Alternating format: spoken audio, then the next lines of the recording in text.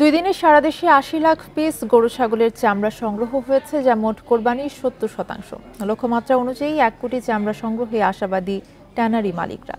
বুধবার ধানমন্ডিতে সংবাদ সম্মেলনে জানানো হয়, শনিবার থেকে লবণ দেয়া কাঁচা চামড়া কেনা শুরু হবে।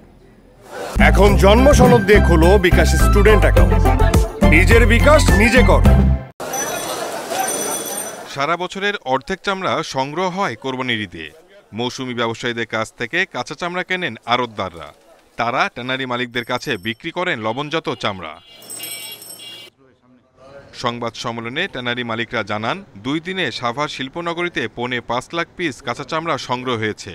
সারা দেশে সংগ্রহ হয়েছে ৮০ লাখ পিস। তবে অদক্ষ শ্রমিকদের জন্য ৮ থেকে ১০ লাখ চামড়া নষ্ট হয়েছে। লক্ষ্যমাত্রা আমাদের অবশ্যই পূরণ হবে। এখানে আমাদের মোটামুটি ১ কোটির কাছাকাছি আপনার কুরবানি হয়েছে, কিন্তু এইখানে আমাদের যে খাসি এবং ছাগলের চামড়া অব্যবস্থাপনার কারণে ৮ থেকে ১০ লক্ষ পিস আপনার নষ্ট হবে।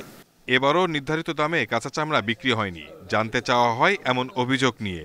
তবে তা প্রত্যাখ্যান করেছেন ট্যানারি মালিকরা। ব্যাপারী বা আমাদের যে সাপ্লাইয়ার বা আড়তদার, তারা ন্যায্য দাম দিয়েই কিন্তু চামড়া সংগ্রহ করেছে এবং চামড়ার বাজার যেটা আমাদের চেয়ারম্যান মহোদয় বলেছেন ৮৫০ থেকে ৯০০ টাকা পর্যন্ত ঢাকা শহরে বিক্রি হয়েছে।